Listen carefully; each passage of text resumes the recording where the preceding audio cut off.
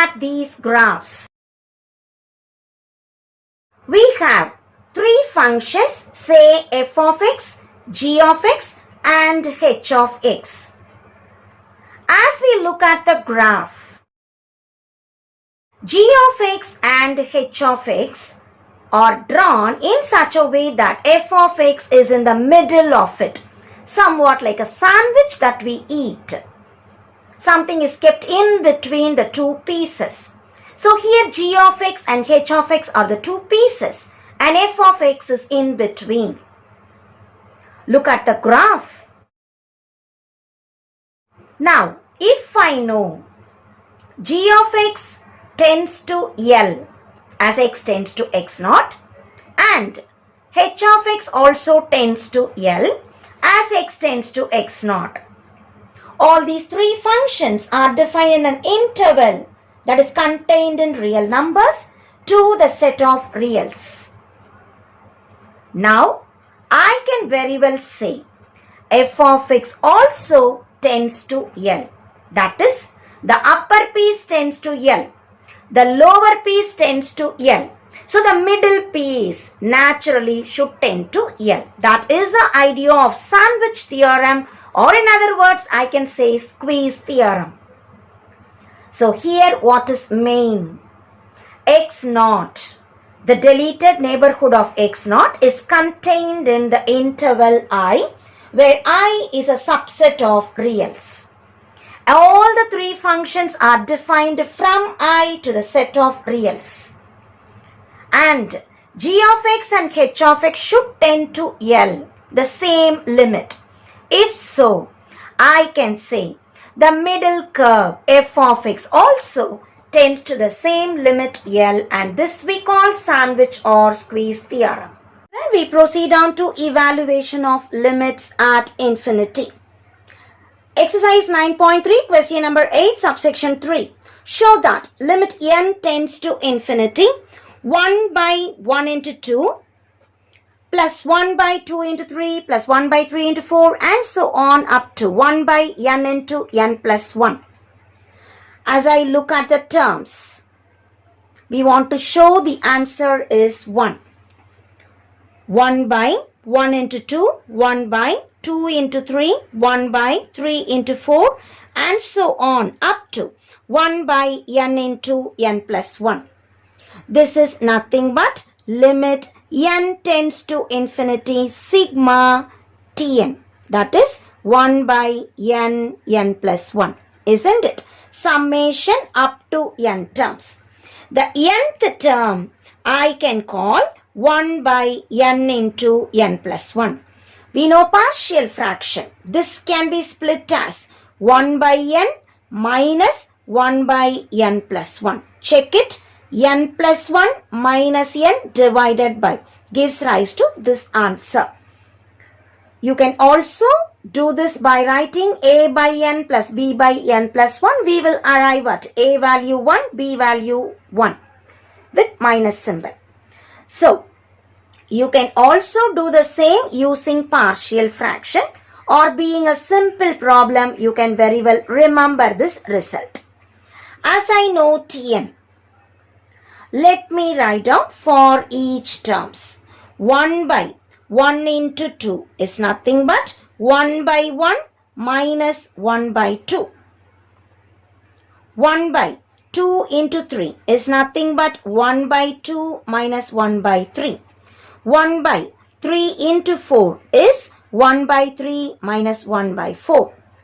And we have written what is 1 by n into n plus 1. Now we need to find out sigma. Sigma Tn, that is adding all the terms. 1 minus 1 by 2, first term, plus second term, 1 by 2 minus 1 by 3. Third term, 1 by 3 minus 1 by 4 and so on. The last term is 1 by n minus 1 by n plus 1. As we check, the terms mutually get cancelled. There is minus half plus half. minus 1 by 3 plus 1 by 3. So and so on I can cancel. So when all the terms get cancelled, we will be left with the first and the last term. So the sigma gives us 1 minus 1 by n plus 1. As I substitute in the limit, my question is limit n tends to infinity, sigma Tn. Limit n tends to infinity 1 minus 1 by n plus 1. As we apply, it is 1 minus 1 by infinity plus 1.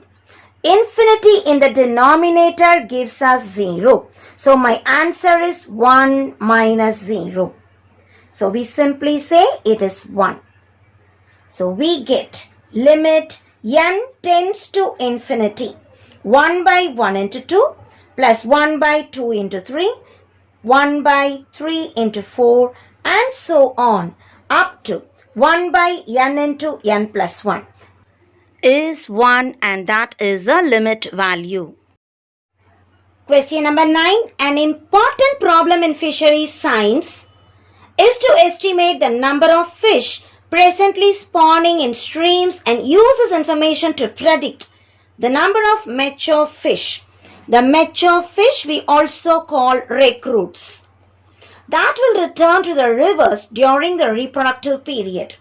If S is the number of spawners and R the number of recruits, Beaverton and Hole spawner recruit function is given by R of S is S by alpha S plus beta, where alpha and beta are positive constants.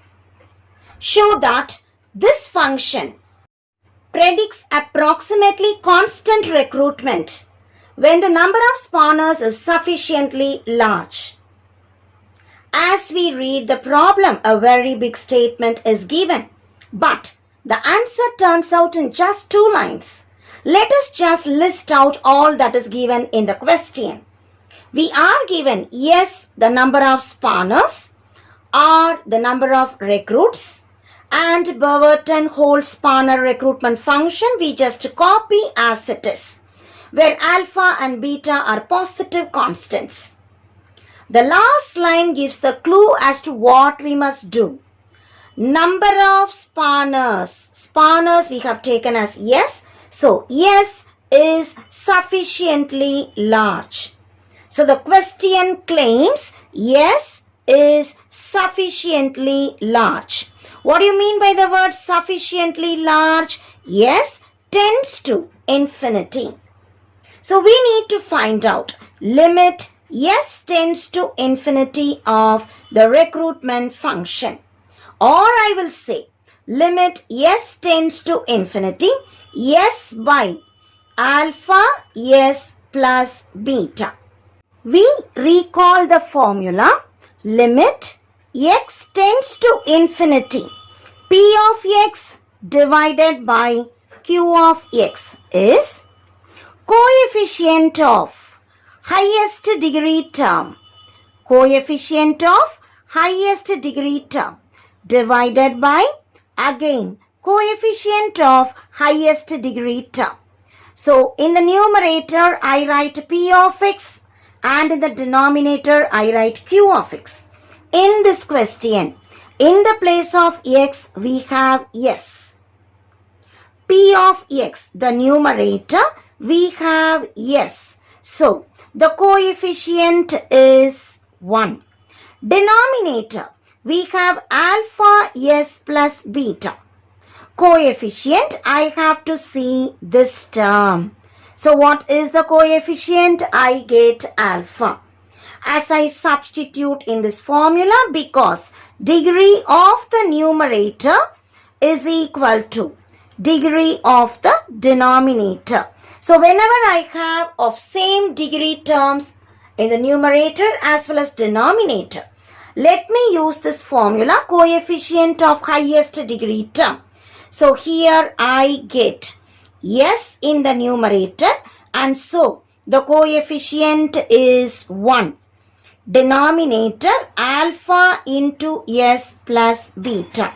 So as I put limit s tending to infinity, the coefficients will be 1 by alpha, and that is the answer. So when number of spawners is sufficiently large, the answer is 1 by alpha, which is a constant. Hence, this function predicts constant recruitment when s tends to infinity. Question number 10. A tank contains 5000 liters of pure water, brine, that is salt mixed, that contains 30 grams of salt per liter of water is pumped into the tank at a rate of 25 liters per minute. The concentration of salt water after t minutes in grams per liter is C of t equals 30t by 200 plus t, which we have copied as an equation. What happens to the concentration as t tends to infinity? Again, it's a big statement problem, but the answer turns out just in 2 statements. They have given the equation, they have given the condition. Limit t tends to infinity. So when I put t tends to infinity, as I check in, here t, the highest degree is 1. Denominator also t, the highest degree is 1. So we just recall the rational expression limit as x tends to infinity. Coefficient of the highest degree term of p of x by coefficient of highest degree term of q of x. In this question, we do not have x, rather we have t. The numerator degree, as we had checked, it is 1. The denominator degree is also 1. So we need to find the coefficient. The numerator 30t is there. So which is the coefficient? 30. The numerator coefficient is 30 for t. And the denominator coefficient, highest degree term is t. So t, the coefficient is 1. As I substitute, my answer is 30 by 1, which gives rise to 30. So we shall take and write as a statement. Concentration of salt as t tends to infinity is 30 grams.